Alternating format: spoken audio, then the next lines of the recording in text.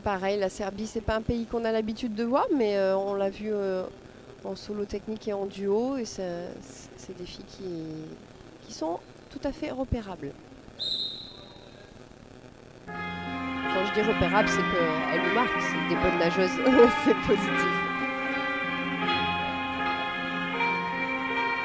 La Serbie présente hier sur les duos techniques. Une jolie poussée avec un cambrévis juste derrière, c'est une belle difficulté technique.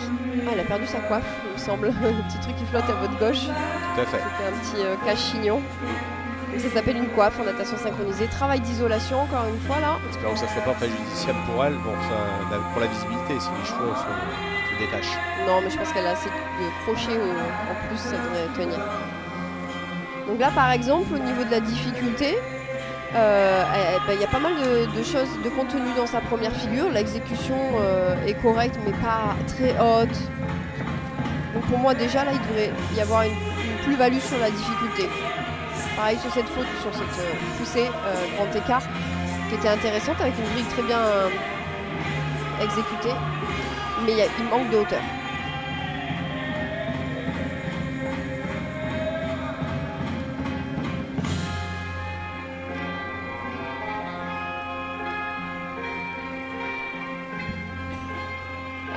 Pour cette nageuse, par contre, on a une vraiment meilleure glisse. Elle est déjà en train de revenir à la moitié de sa deuxième longueur et elle est allée jusqu'au bout de sa première.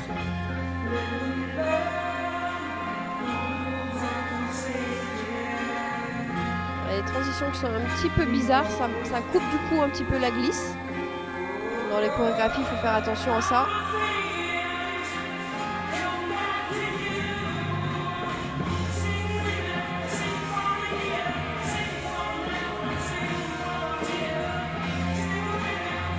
Sur un titre d'Aerosmith, Women.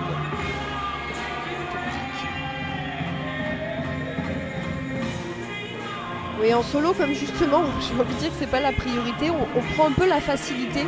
En ce moment, il y a beaucoup de chansons qui viennent. Je dis que c'est la facilité parce que c'est assez riche, c'est varié.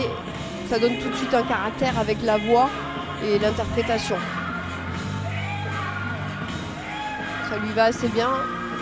Pareil ici, une difficulté qui n'est pas assurée techniquement. Donc pour l'exécution des penchés, là aussi, elle tombe un petit peu. Par contre, il y a une grille ascendante, il y a un travail de 2 jambes en l'air pour une dernière figure.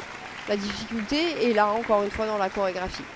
Svetlana Svespanska, je vais y arriver, Serbie, qui en termine avec ce programme. La musique, donc, oui, vous l'évoquiez, donc il n'y a pas de limite, on n'est pas obligé de faire que du musical et que de l'instrumental, on peut avoir de la chanson, on peut avoir des paroles, il n'y a pas de limite. On a droit à tout style de musique, après il faut que ce soit cohérent, il faut quand même penser aux juges, même s'ils doivent faire abstraction et pas se dire moi j'aime pas cette musique, j'aime celle-là, ils doivent vraiment juger comment c'est interprété par rapport à cette musique-là, mais pas un goût, forcément ça influence quand même un petit peu.